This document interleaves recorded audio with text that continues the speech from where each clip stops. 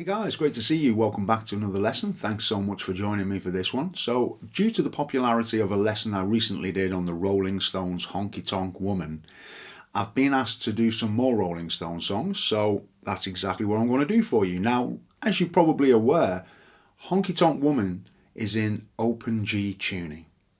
So it makes a whole lot of sense to show you another one in open G tuning, and then that way, once you're tuned to open G, you'll have more than one song to play, okay? Now, if you're not entirely sure about how to tune your guitar to open G, just click up here and go watch my short video on how to tune to open G. And of course, if you didn't see the lesson on Honky Tonk Woman, again, you can click up here and go watch that as well. So I'd just like to thank everybody for watching my videos, and if you haven't already, I'd really appreciate it if you would subscribe or hit on the like button there. That really would help me out. Right, so what we're going to take a look at today is the Rolling Stones song Start Me Up. Now the good news is that if you followed my lesson on Honky Tonk Woman, you're going to find this song a whole lot easier to play, because with Honky Tonk we had to use our fingers to play the song. And for this song, we're going to use a pick. So it's going to be a little bit easier in that regard, right? And just generally speaking, it's a little bit easier. So let me show you what you need to know to be able to play this song. Now we're going to take a look at the first part of the song. It sounds like this.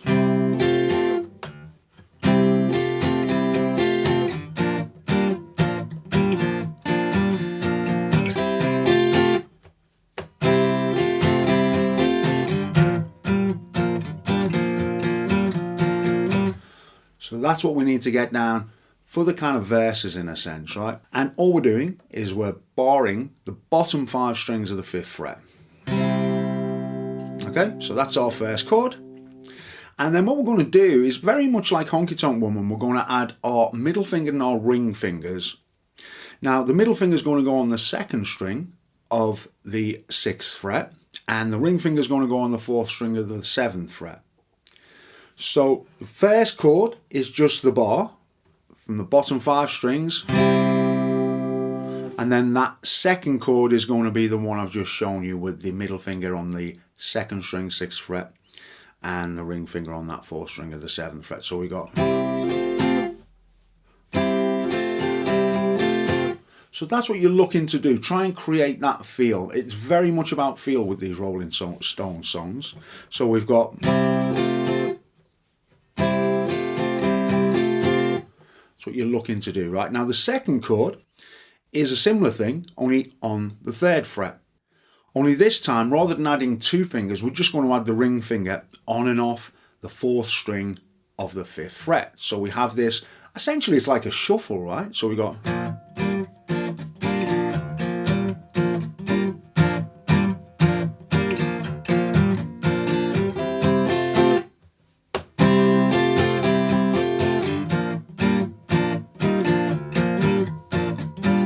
Okay, so that's something which should be a first step. Now, obviously when you're starting out, it could be that you can't play it quite as quickly as that. So just aim for a kind of.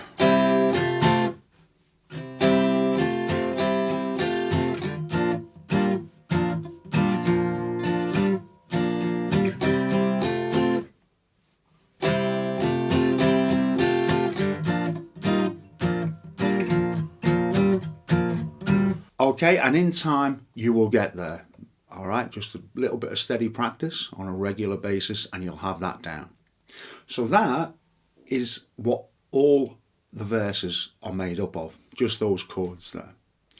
Now when we come to the chorus, what we're going to be doing is using that bar shape on the 5th fret, bottom 5 strings, and we're going to move it right up to the 10th fret. All right. So we're going to be going between the 5th fret and the 10th fret.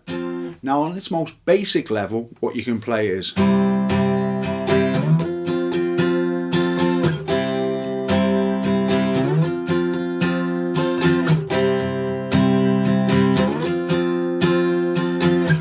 Okay, so that's it on a very basic level.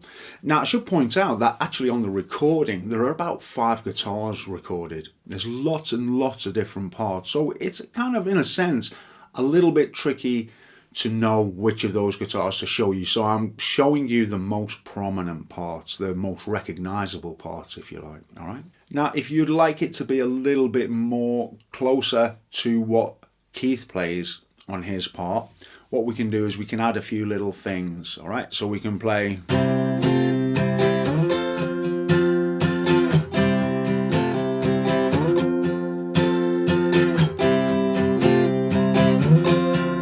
Okay, so all we're doing there is what we already know. We're just playing that chord with the other chord that we've learned. And we're just doing it once. And then up to the 10, right? Now, if you wanted to, you could also add that little figure up here as well. And you could play. All right, so that's optional as well. Now, another thing that you're likely to hear in the track is Keith also plays this figure.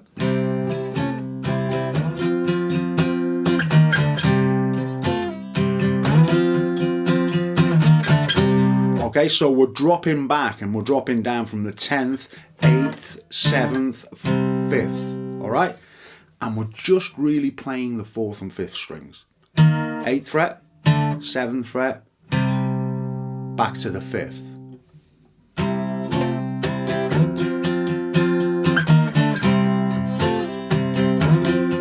Yeah, so that's something else that maybe once you've got the basics down, you can also throw in there. All right, it's another kind of thing. It doesn't do it all the time. So like a lot of these little things, just sprinkle them here and there, and they have far greater effect than just playing them every time. All right. Now then, another thing that you can think about doing is when we play the verses, you know, the beginning bit that we looked at. So we've got.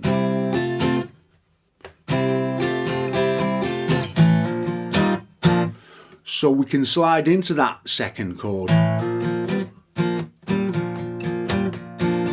Or like so, all right? So that's.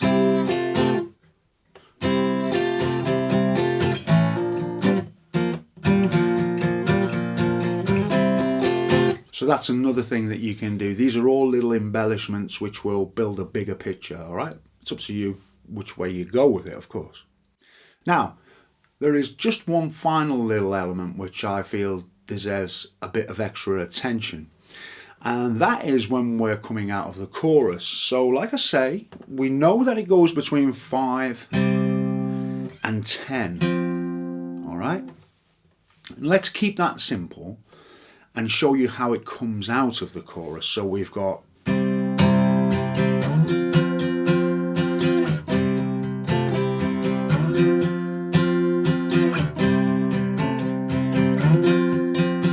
Then it goes.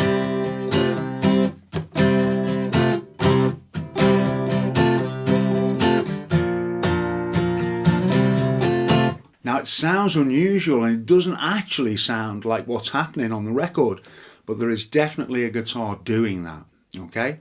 So it's very important with these songs to count, and with anything that you learn in a sense, it's very, very important to count. So try and get a feel. And another thing that you can do to get very, very close to what's happening is always play along with the CD or something, yeah? I'll pop a link down below so you can have a listen to the original and try and play along, because that's a great way to bring you up to speed once you've got the basics down. And then you can play through the record a few times and you'll probably be there about. Okay, so let me just, before we finish off, show you that one little figure where we're coming out of the chorus, because I think it's worth an extra mention. So we've got.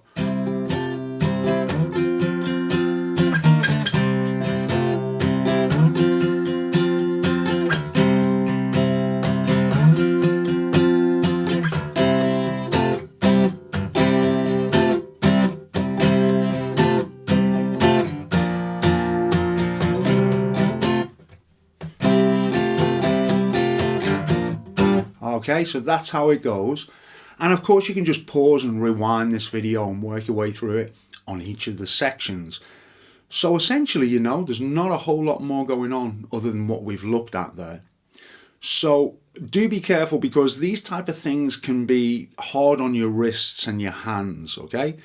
because as ever, we all know what bar chords can be like, so don't overdo this and don't overpress. You know, one of the most common mistakes is that people strangle the living daylights out of the guitar trying to make these things sound, make the chord sound properly and things like that. Only ever apply just enough pressure to make it sound. It's worth just spending a little bit of time reminding yourself not to press too hard. And then that way you'll be able to practice a little bit longer as well, yeah?